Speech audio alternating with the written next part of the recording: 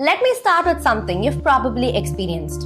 A flooded street that shouldn't have flooded, water cuts that arrived almost unexpectedly, and a summer that felt hotter than the last.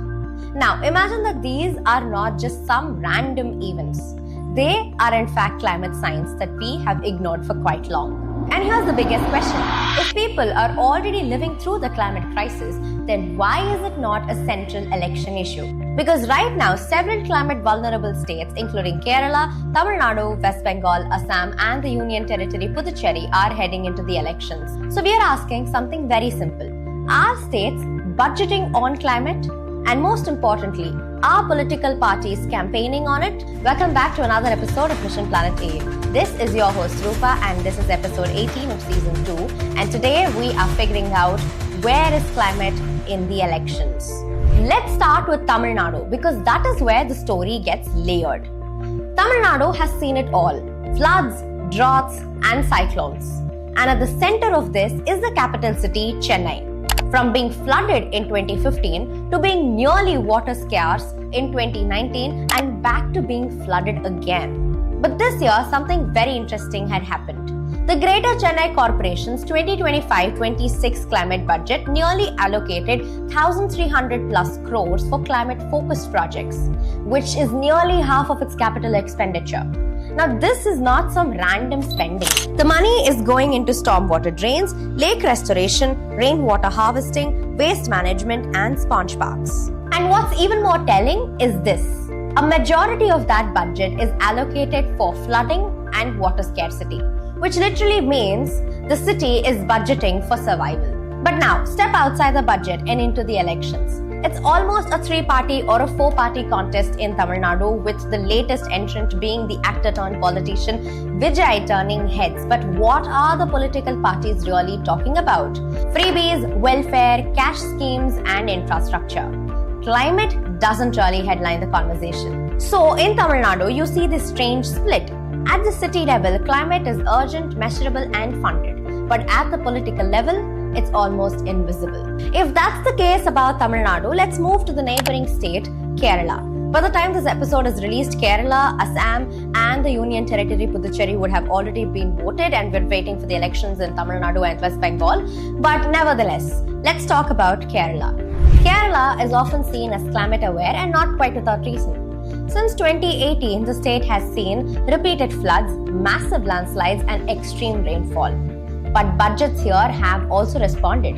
There is increased spending on coastal protection, forestry, and disaster management. And there's also long-term climate planning in place in the state. But when elections come around, the conversation shifts. Manifestos are filled with pensions, welfare schemes, and subsidies. Now let's go east to West Bengal.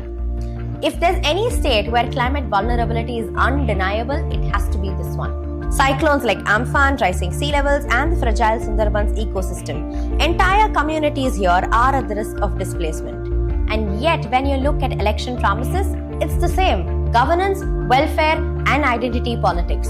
Climate is barely mentioned. It is quite striking because it is in this state where we can say clearly that climate is not just an environmental issue but more of a livelihood crisis. Now let's come to Assam, and this is where things shift slightly because Assam has taken a more structured approach.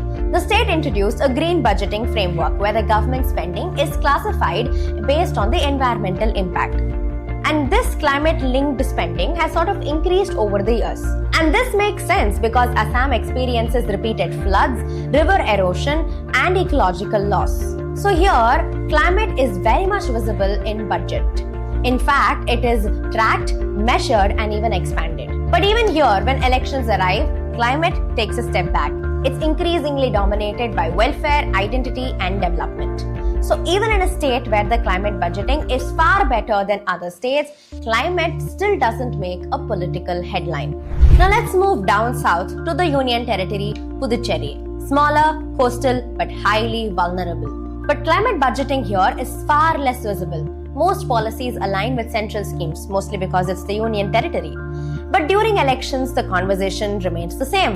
It's about welfare, tourism, and local development. Climate is just pushed to the background. Now that I've told you what does election mean in these 4 states and 1 union territory, how about we take a zoom out approach and compare all of this and figure out what does it mean for someone like you and me who's going to experience the heat in the summer and the floods in the monsoon. If we look at it closely, across these 3 regions, there's a common pattern. Climate is present in budgets but not in the political narrative. States are spending on flood control, coastal protection, renewable energy, and urban resilience. Cities like Chennai are even building dedicated climate budgets. Assam is classifying spending through a green budget lens, and Kerala is strengthening disaster response systems. But none of this is translating into election narratives because elections are still largely driven by what is immediately visible and vote winning: cash, welfare, infrastructure, and development. But maybe that's the real tension. Climate change doesn't always show up in one dramatic event. It shows up slowly in crop loss, in heat stress, in migration, and in water shortages. But for millions of people living in these states, the slow crisis is already here. And it's such a sad thing to know that our political parties have turned a blind eye to something as important as climate change, because we all know that it's no longer just an environmental crisis, but a livelihood crisis. So maybe the question is not really, are states spending on climate? The question should really be, when will climate become political enough for it to be demanded, discussed, and promised during elections? Because until that happens, climate will be funded quietly, but not quite loudly. We need that political will for something effective to come out of that budget spending. And with that, we've reached the end of this episode. We only wanted to tell you, where does climate stand in elections? And we're leaving it up to you to find out the answer.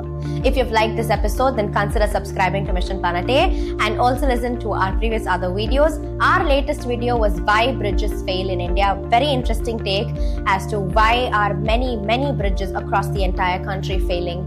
And listen to that episode. You can find the link in the description as well. Keep listening to Mission Planet A. Follow us on Instagram as well. This is your host Rupa signing off.